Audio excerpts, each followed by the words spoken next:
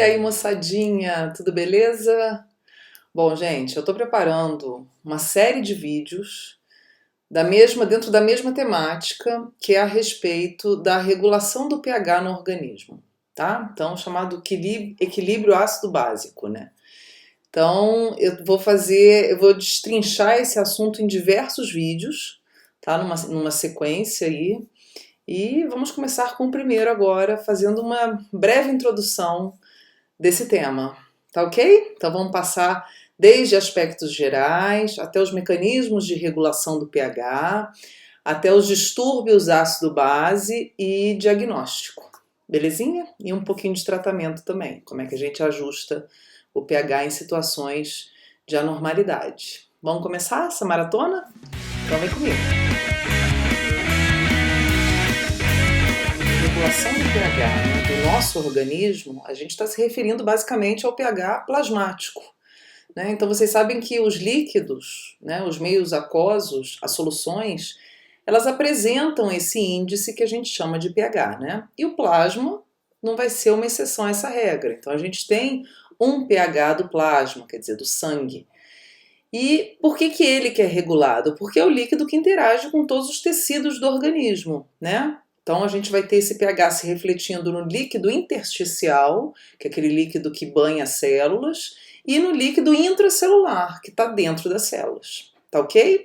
Então ele vai influenciar o líquido plasmático, o pH desse líquido plasmático influencia o pH dos outros dois compartimentos líquidos que a gente tem no corpo, né? Ao todo são 3: intravascular, intersticial e intracelular. Belezinha? Bom, a gente sabe, claro, que a gente tem compartimentos do corpo, principalmente pensando em sistema digestório, onde o pH varia bastante, né? De bem ácido, como no caso do estômago, e mais alcalino, como no caso, por exemplo, dos intestinos. Então é o seguinte, gente. Então o pH do sangue, a gente tem aí uma faixa que varia entre 7,35 e 7,45, tá? Dando uma média aqui de 7,4. Então, estando nessa faixa aqui, tá belezinha, tá normal. Quando a gente tem esse pH maior que 7,45, a gente tem um distúrbio ácido básico, que a gente chama de alcalose, a gente vai falar dele depois, e maior que 7,8 a morte. A mesma coisa para baixo. Então, se esse valor de pH fica menor que 7,35, a gente tem um quadro que a gente chama de acidose, e menor que 7, a gente tem a morte do sujeito, quer dizer, um pH incompatível com a manutenção da vida. Mas por que o corpo precisa regular esse parâmetro fisiológico, gente? Por que precisa regular pH, né? Porque é o seguinte, vocês sabem que as reações do organismo todas dependem principalmente da ação das enzimas, da atividade enzimática. E as enzimas, né, gente? Enzima é uma molécula proteica, é uma proteína, e elas são muito exigentes. Essas trabalhadoras, elas são exigentes, né? Elas exigem substrato, quantidade de substrato adequada, né? Temperatura adequada e pH adequado. São esses principais parâmetros aí que determinam a atividade enzimática. Então, quando a gente tem alteração do pH, a gente vai interferir na atividade das enzimas que participam do metabolismo das células, ou seja, da nossa vida, tá? Então, aqui eu vou dar alguns exemplos para vocês terem uma ideia do que eu estou falando, que é o seguinte, ó. Então, aqui, duas enzimas, né, que fazem processos de quebras de moléculas da alimentação. Então, a gente tem aqui a pepsina, que é uma enzima presente no suco gástrico, né, ou seja, ela está no estômago, é secretada lá, e atua digerindo proteínas, moléculas de proteínas. É uma protease, né? Então, a gente vai ter a pepsina aqui, ó, atuando bem. Então, aqui é a velocidade de reação da pepsina. Ó. Então, a velocidade dele é maior num pH 2, quer dizer, um pH ácido. Porque é justamente o pH que a gente vai ter no suco gástrico, né? E aí essa enzima vai estar com a sua velocidade máxima, então ela vai digerir proteína pra caramba. Ela vai ter um efeito digestivo, digestório, de desmanchar as proteínas melhor. Então vai ajudar na nossa digestão. A tripsina também é uma enzima que digere proteínas, é uma enzima pancreática, compõe um suco pancreático e ela é secretada no interior, no lúmen do duodeno, onde é secretado também um suco rico em bicarbonato, que é uma base. Ou seja, nesse ambiente você já vai ter um pH alcalino. Então, a tripsina, diferente da pepsina, ela tem uma velocidade de reação maior em pH 8,5, tá? Então, só para mostrar para vocês a importância do pH no que envolve a atividade enzimática. Aqui um gráfico mostrando as enzimas de uma maneira geral, quer dizer, as enzimas que não são essas que estão no tubo digestivo, mas sim enzimas das células, né? As enzimas do metabolismo celular. Então a gente vai ter essas enzimas trabalhando legal, com uma atividade boa, no pH entre 7 e 8, que é justamente esse pH que a gente vai ter aqui, mais ou menos, do sangue, tá? Que vai se refletir, como eu falei para vocês, no interstício e no meio intracelular. Então, por isso que a gente precisa regular o pH, manter esse pH equilibrado para as enzimas poderem estar trabalhando legal, tá? Se a gente tem alteração do pH, a gente vai ter alteração dessa atividade enzimática e isso vai prejudicar o metabolismo das células, ou seja, vai prejudicar a manutenção da vida, ok? Bom, gente, mas o que é pH? O que é esse bendito pH que eu estou tanto falando aqui? Então, pH é o chamado potencial hidrogeniônico. Então, é uma sigla para potencial hidrogeniônico. Beleza, eu não disse nada, né? Mas, enfim, o que é isso? Então, olha só, gente, aqui está aparecendo a escala do pH. Então, o pH ele varia de 0 a 14, tá? E o que ele representa para gente? Ele vai representar basicamente a concentração de íons hidrogênio num meio líquido. Então, quanto íon hidrogênio livre eu tenho no meio líquido, tá ok? Então, por isso que é o potencial hidrogeniônico. Então é o seguinte, ó. Então a gente vai pensar, se eu falar para vocês, o pH, por exemplo, 1, que é um pH mais baixo, então significa que eu vou ter menos hidrogênio, e o pH 14 eu vou ter mais hidrogênio? Não, é o contrário. Por quê, gente? Olha só.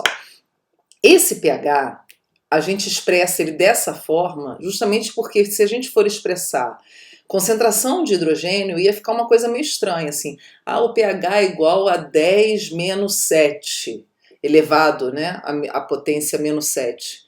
Fica ruim de expressar. Então, eles desenvolveram um cálculo para facilitar a expressão do pH, que se resume nessa escala aqui, que fica mais fácil. Não, pH 7, pH 8, pH 2, né?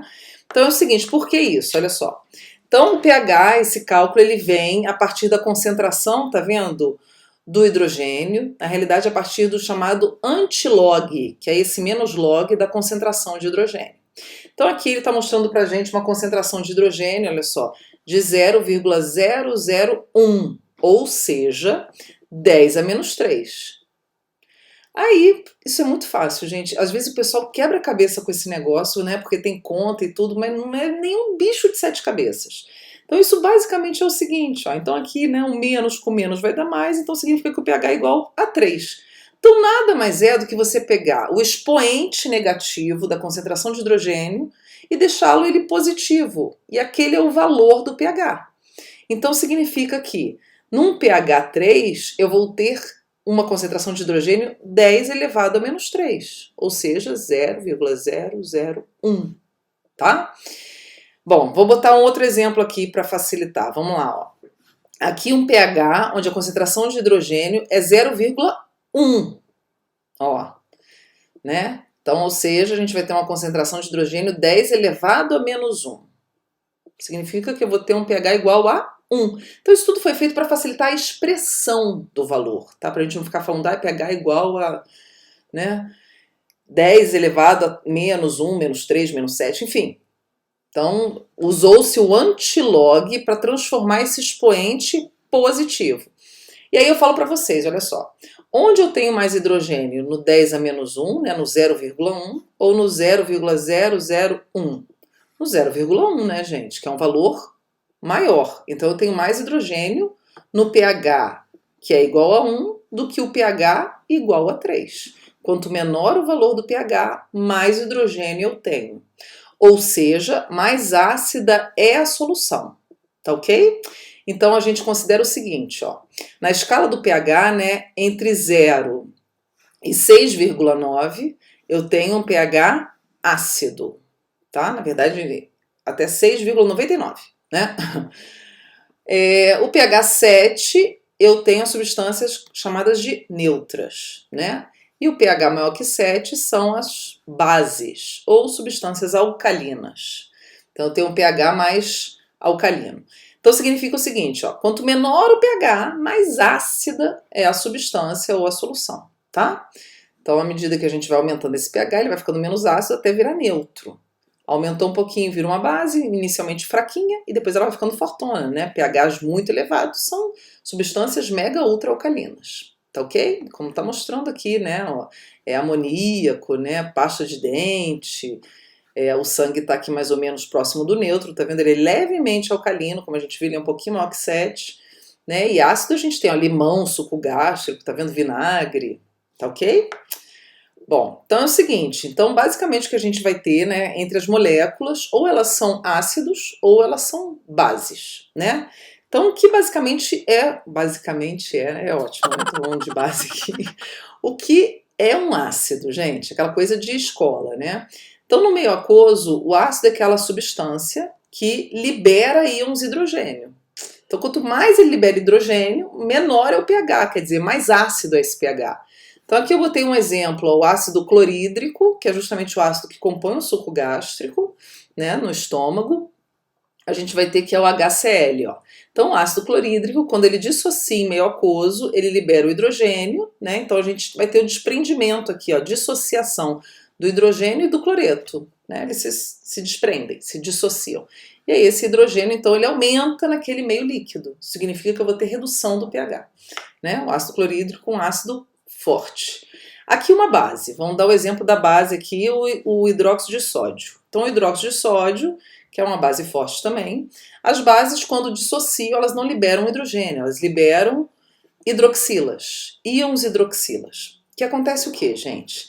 Então as bases, elas liberam hidroxilas e elas removem os hidrogênios. Então quando eu junto um ácido com uma base, né, que a gente chama de reação ácido-base, eu vou ter o seguinte, ó. Então, juntando esses dois componentes que a gente falou aqui, ó, HCl, né, o ácido clorídrico, junto com o hidróxido de sódio, eu vou ter aqui a formação de um sal, né, o cloreto de sódio e de água. Então, o hidrogênio do ácido se juntou com a hidroxila da base e formou a molécula de água, tá ok? Então, se eu tenho uma solução muito ácida, eu jogo uma base, a base ela vai elevar o pH, por quê?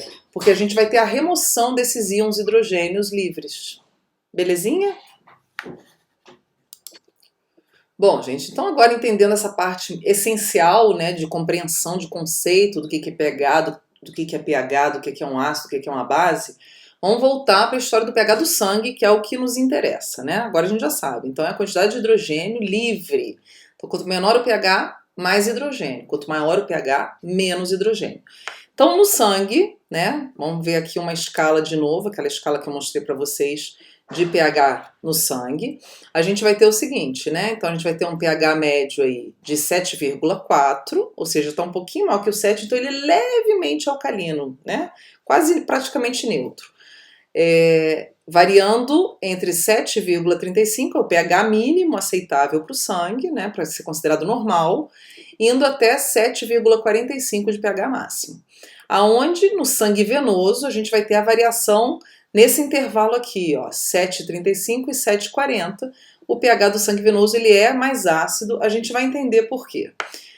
E o pH do sangue arterial ele é um pouquinho maior, tá? Quer dizer, não é nem mais ácido, né, gente? Se eu tô falando 7,35, isso não é um pH ácido, né?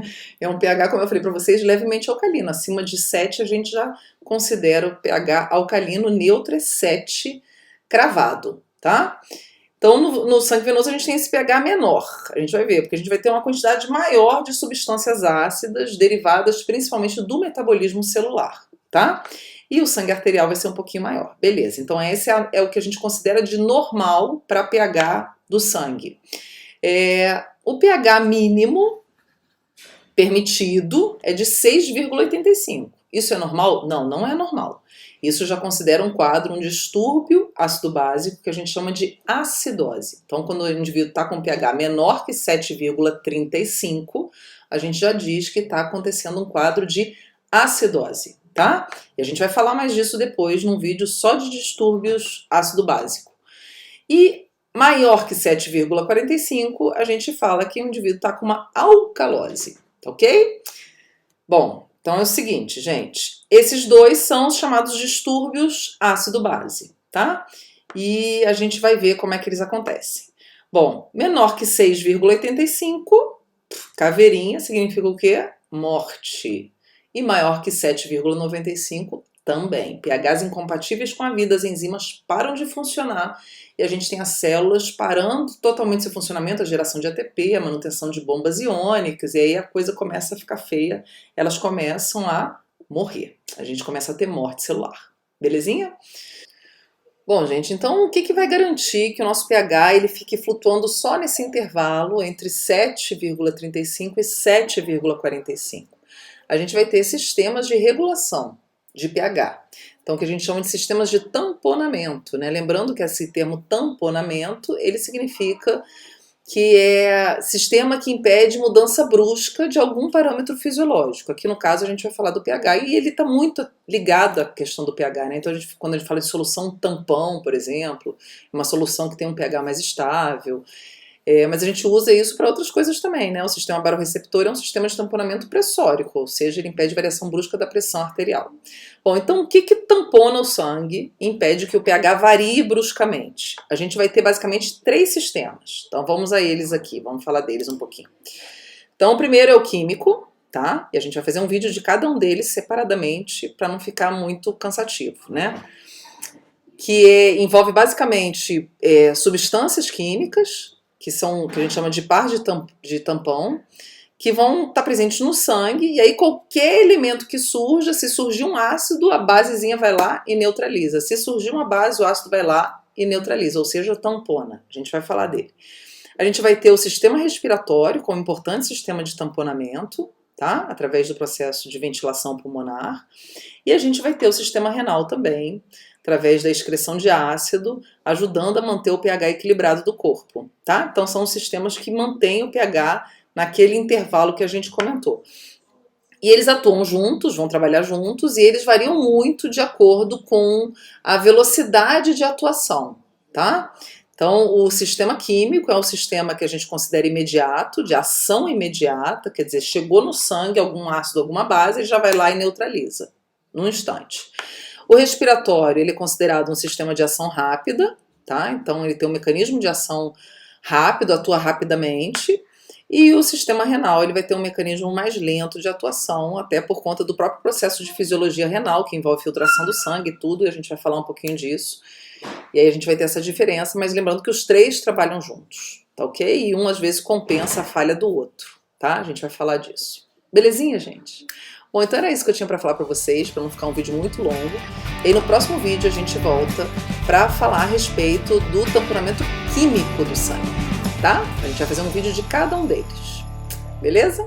Então a gente se vê, gente. Até mais.